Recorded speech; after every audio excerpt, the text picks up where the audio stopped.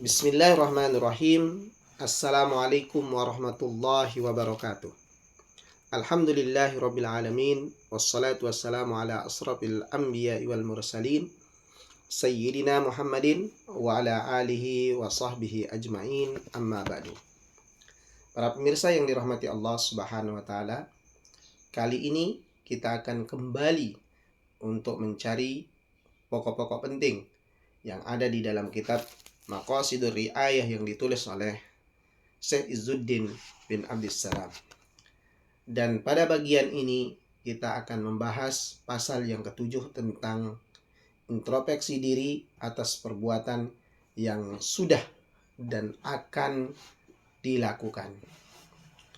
Para pemirsa, para ulama, kata Syekh Izzuddin bin Abdissalam di dalam kitab Maqasidur Ri'ayah ini mengatakan ajma'ul ulama ala wujubi muhasabatin nufusi.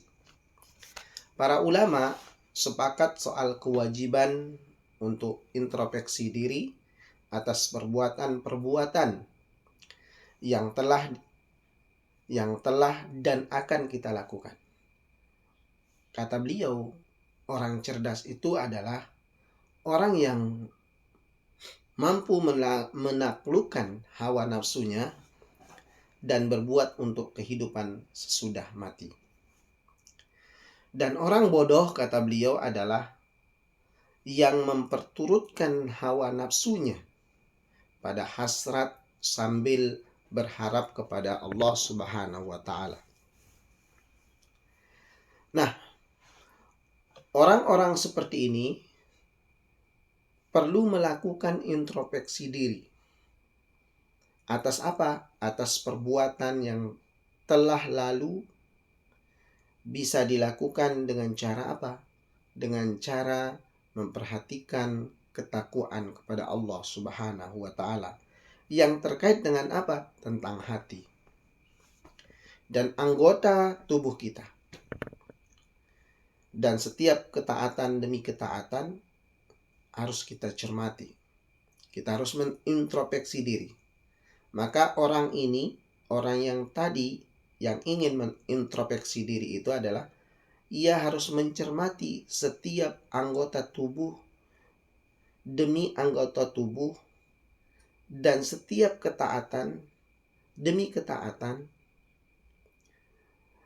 Nah, inilah yang dilakukan oleh orang-orang yang ingin introspeksi diri. Di dalam hal ini, mengetahui perbuatan yang telah lalu. Untuk apa?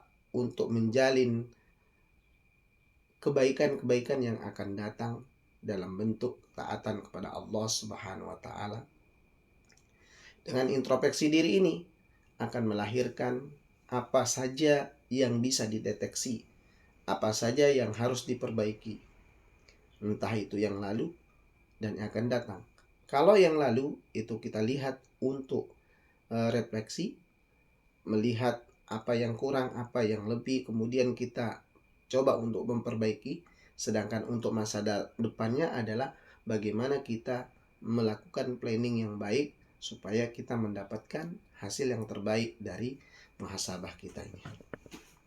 Syekh Izzuddin mengatakan jika semua hal tersebut telah aman, artinya telah dilakukan, baik rukunnya, syaratnya, waktunya, faktor-faktor yang mendukungnya, maka kata beliau, bersyukurlah kepada Allah, sebab itu bagian dari nikmat yang sempurna yang Allah telah titipkan kepada hambanya.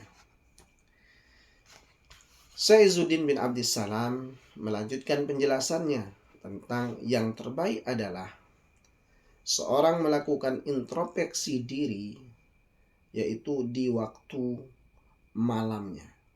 Malam demi malam dia melakukan introspeksi diri untuk memperbaiki dirinya. Maka jika dia menemukan kekurangan pada perbuatan yang dia lakukan pada siang hari, dia segera menyusul untuk tobat dan beristighfar pada Allah Subhanahu wa taala. Inilah yang dicontohkan oleh al-kibarul sahabah, yaitu siapa? Sayyidina Umar bin Khattab radhiyallahu anhu sepanjang hidupnya. Jika seorang melihat dirinya berbuat zalim pada siang hari, maka hendaknya dia bersegera atau bergegas meminta maaf kepada orang yang dizaliminya. Jika memungkinkan. Jika tidak memungkinkan, bertekadlah melakukannya ketika memungkinkan bertemu. Maksudnya bagaimana? Orang yang telah berbuat salah pada malam hari, dengan contoh orang menzolimi orang pada malam hari, maka dia kalau mampu, dia harus minta maaf kepada orang yang dizolimi itu dengan keterbukaan hati kita. Maka orang seperti ini harus bersegera. Tapi bila tidak memungkinkan, kata Syekh Izzuddin bin Abdul Salam, lakukan pada saat kita bertemu yang memungkinkan kita mampu bertemu dengan orang yang kita zalimi. Ini adalah perbuatan yang sangat mulia yang harus menjadi titik tolak untuk kita jadikan pelajaran di dalam kehidupan. Nah, sedangkan introspeksi terhadap perbuatan yang akan dilakukan seseorang hendaknya memperhatikan jika ia terbersit melakukan atau tidak melakukan sesuatu perbuatan. Bila perbuatan itu buruk, maka janganlah lakukan. Dan bertekadlah untuk Untuk tidak melakukannya. Buang jauh dalam pikiran kita sebisa mungkin. Kalau itu berkaitan tentang hal-hal yang maksiat misalnya. Melakukan perbuatan-perbuatan yang buruk, itu jangan sampai terbersit. Jika nafsu condong pada perbuatan tersebut dan syahwatnya begitu kuat, maka hendaklah ia bersungguh-sungguh mengalihkan nafsunya dari perbuatan tersebut, membersihkannya dari perbuatan tersebut. Jika nafsu berhasil mengalahkan serta membelenggu pikiran dan hatinya, maka hendaklah ia bersungguh-sungguh menarik diri dari belenggu nafsu dan beristighfar kepada Allah Subhanahu wa taala untuk dirinya. Jika nafsu membangkang dan mendorong pada keburukan berhasil mengalahkan sehingga ia seorang melakukan tindakan buruk, maka segeralah untuk bertobat kepada Allah Subhanahu wa taala, yaitu menyesali kelalaian mentaati Allah, bertekad tidak mengulangi perbuatan pada masa mendatang dan menyingkirkan diri dari maksiat. Jika perbuatan itu dilakukan seketika, jika ia menunda-nunda tobat, maka ia berdosa. Sebab apa? Sebab menunda-nunda tobat dari setiap waktu yang sebenarnya memungkinkan untuk bertobat. Jika nafsunya enggan menyingkirkan diri dari maksiat, maka ingatlah nafsu akan pahala Allah yang terlewatkan selama melakukan perbuatan maksiat itu. Dia akan terlewatkan oleh pahala Allah Subhanahu wa taala. Dan juga ingat pada azab Allah Subhanahu wa taala. Ingatlah perbuatan itu, apa yang kita lakukan itu harus kita perbaiki.